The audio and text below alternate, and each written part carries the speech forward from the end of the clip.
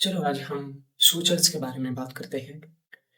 Sutures का main purpose body के tissues को एक साथ लाना और उन्हें हील होने का टाइम देना होता है। सूचर्स के टाइप्स और इनका सिलेक्शन काफ़ी डिपेंडेंट होता है। किस टिश्यूज को रिपेयर किया जा रहा है, वुंड का नेचर क्या है और कितने टाइम के लिए सूचर्स वहाँ रहने चाहिए। सूचर्स को दो मेन कैटेगरीज में डिवाइड किया जाता है, नॉन अब्जॉर्बेबल और एब्जॉर्बेबल सूचर। अब इनका ब्रेकडाउन समझते हैं कि नॉन अब्जॉर्बेबल सूचर्स वो होते हैं जो बॉडी में अब्जॉर्ब नहीं होते और उनको रिमूव करना पड़ता है।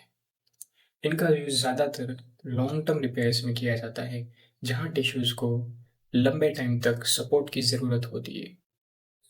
फॉर एग्जाम्पल नायलॉन वायर, एथिलॉन भी बोलते हैं नायलॉन वायर को। ये एक मोनोफिलामेंट सूचर्स होता है, इसका मतलब होता है कि ये एक कॉन्टिन्यूस थ्रेड के रूप में है जिसमें कोई ब्रेडिंग या मल्टीपल स्ट्रैंड्स नहीं होती।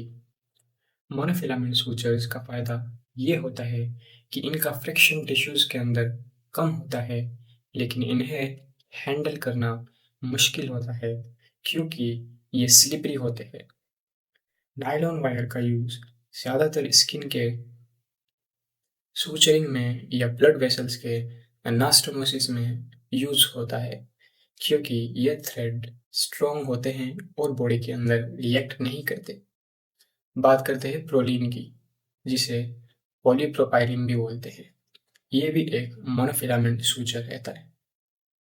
ये भी एक मोनोफिलामेंट सूचर है, लेकिन इसका टेंसाइल स्ट्रेंथ बहुत हाई होता है जो मसल्स, टेंडन्स और बड़े ब्लड वेसल्स जैसे स्ट्रॉन्ग टिश्यूज को सपोर्ट देने के लिए काफ़ी इफेक्टिव होता है। प्रोलीन सूचर्स का जहाँ टेंसाइल स्ट्रेंथ और लॉन्ग टर्म स्टेबिलिटी की ज़रूरत होती है वहाँ उसे यूज़ किया जाता है। ये सूचर्स जनरली स्मूथ और नॉन रिएक्टिव होते हैं, जिस वजह से डीप इंटरनल सर्जरीज में प्रेफर्ड होते हैं। बात करते हैं सिल्क सूचर्स की।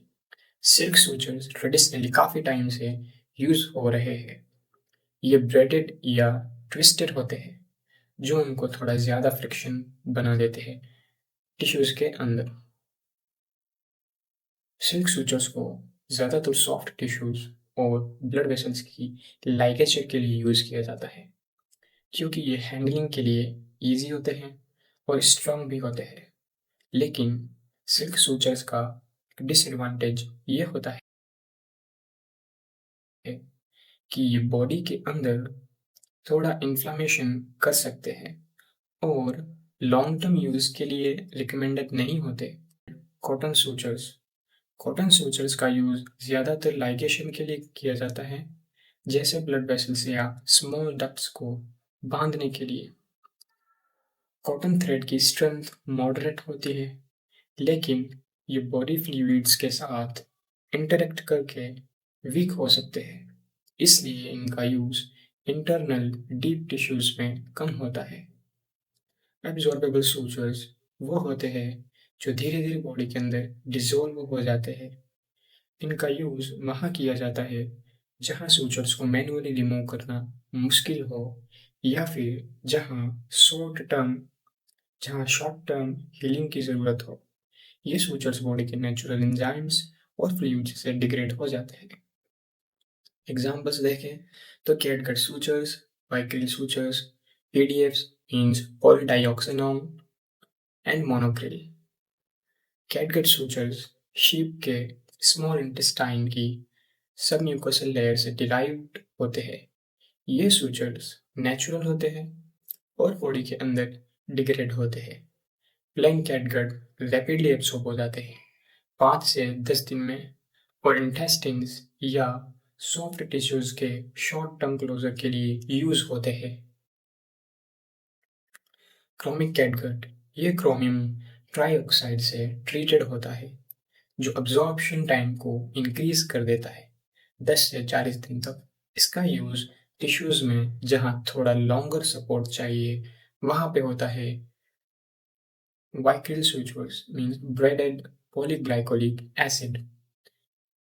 ये एक सिंथेटिक एब्जॉर्बेबल सूचर होता है जो ब्रेडेड फॉर्म में आता है। इसमें एक एंटीबैक्टीरियल कोटिंग भी होती है ट्राइक्लोसन के रूप में, जो इन्फेक्शन होने से रोकती है। इसका यूज़ सॉफ्ट टिश्यूज में ज़्यादा होता है, जैसे सबक्यूटेनियस टिश्यू, और इसका अब्जॉर्प्शन टाइम अप्रॉक्सीमेटली 56 डेज होता है, लेकिन कंप्लीट अब्जॉर्प्शन को 90 डेज भी लगते हैं। पीडीएस पॉलीडाइऑक्सिनोन ये एक सिंथेटिक मोनोफिलामेंट सूचर है जो हार्ड और सॉफ्ट टिश्यूज दोनों में यूज किया जाता है। पीडीएस का एब्जॉर्प्शन टाइम काफ़ी स्लो होता है, 96 दिन तक, इसलिए इसका यूज ज़्यादातर सर्जरीज में किया जाता है जहां लॉन्ग टर्म टेंसाइल स्ट्रेंथ की ज़रूरत होती है, जैसे फेसिया और लिगामेंट्स में। मोनोक्रिल सूचर एक मोनोफिलामेंट अब्जॉर्बेबल सूचर होता है जो सॉफ्ट टिश्यूज में यूज होता है। इसका एब्जॉर्प्शन टाइम 15 से 30 दिन का होता है और इसका यूज इंटरनल सूचरिंग के लिए होता है जहां रैपिड हीलिंग एक्सपेक्टेड होती है। अब इनके लिए जो नीडल्स यूज होती है वो कितने टाइप्स की होती है, तो वह देखते हैं। सूचर्स के साथ जो नीडल्स यूज होती है वो भी काफ़ी इंपॉर्टेंट होती है। अलग अलग सर्जरीज के लिए अलग अलग टाइप्स की नीडल्स होती है। Set of needles, straight needles और कर्व नीडल्स का यूज सर्जन की प्रेफरेंस और सर्जिकल साइट के हिसाब से होता है। कर्व्ड नीडल्स ज़्यादातर डीप टिश्यूज और कन्फाइंड स्पेसेस में यूज होती है, जबकि स्ट्रेट नीडल्स सुपरफिशियल टिश्यूज के लिए। Cutting versus round needles. Cutting needles के शार्प एजेस होते हैं जो डेंस टिश्यूज जैसे स्किन, कार्टिलेज में एंट्री को इजी बनाते हैं। राउंड नीडल्स सॉफ्ट टिश्यूज में यूज होती है, जैसे इंटेस्टिन्स या ब्लड वेसल्स, जहां टिश्यूज को मिनिमम ट्रॉमा चाहिए होता है। Traumatic versus atraumatic needles. Traumatic needles वो होती है जिनके निडल आई में सूचर थ्रेड पास होता है, इससे निडल और सूचर अलग होते हैं। अट्रोमेटिक निडल प्री अटैच सूचर के साथ आती है जो टिश्यूज के ट्रॉमा को रिड्यूस करता है और हैंडलिंग इजी बनाता है। स्काल्प वैन निडल ये स्पेशली डिजाइंड निडल्स होती है इंट्रावेनस फ्लूइड्स एडमिनिस्टर करने के लिए, जिसमें एक फ्लेक्सिबल विंग होता है जो निडल को स्टेबलाइज करता है।